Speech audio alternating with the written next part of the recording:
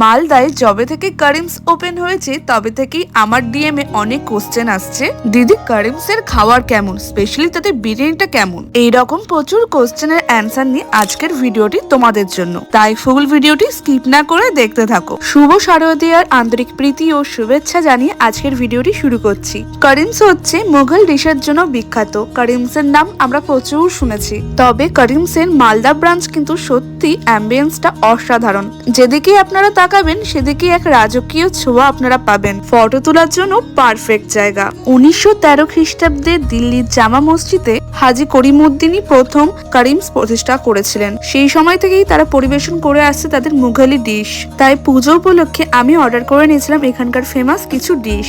স্টার্টারে ছিল চিকেন মালাই, চিকেন টিক্কা, আর মেন কোর্সে ছিল তন্দুরি রুটি, চিকেন কোরমা। আর কারিমসে যাবো আর কারিমসে বিরিয়ানি ট্রাই করবো না তা কি হয়, তাই নিয়ে নিয়েছিলাম একটা চিকেন বিরিয়ানি, যার সাথে চিকেন ছিল একদম জাম্বু সাইজের। এছাড়া ফিডনি আর মকটেল তো ছিলই। প্রথমে আমি টেস্ট করলাম চিকেন টিক্কা, যেটা ভীষণ জুসি অ্যান্ড পুরো ফ্লেভারফুল আর সফট ছিল। তবে মনটা আমার পড়েছিল এই বিরিয়ানির দিকেই। ঝরঝরা জুসি রাইস এবং তার সাথে জাম্বু সাইজের আলু আর বড় সাইজের চিকেন লেগ পিস, এবং তার সাথে ছিল এক অসাধারণ অ্যারোমা। মুখে দিতেই পুরো একদম মেল্ট হয়ে যাচ্ছিল রাইস, এবং তার সাথে ছিল জুসি চিকেন। এক কথায় পারফেক্ট বিরিয়ানি, যার জন্য আমি কারিমস বারবার যেতে রাজি।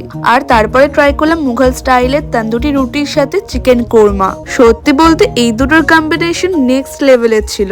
মালদায় আমি এরকম টেস্টের চিকেন কোরমা আগে কখনো খাইনি। আর লাস্ট ডেজার্টে নিয়েছিলাম কারিম স্পেশাল ফিরনি, কেশর পিস্তার ফ্লেভার সহ ড্রাই ফ্রুটস এ ভরপুর এই ফিরনি, যা সত্যি আমার এখানে সব থেকে বেশি ভালো লেগেছে। তাই এই পুজোয় মুঘল ডিশের নতুন নতুন টেস্ট নিতে গেলে অবশ্যই আপনাদের চলে আসতে হবে মালদা কারিমস এর নিউ আউটলেট, যেটি রয়েছে মালদা রবীন্দ্র এভিনিউ বিহানি পেট্রোল পাম্পের পাশে রিলায়েন্স ডিজিটাল বিল্ডিং এর 6th ফ্লোরে।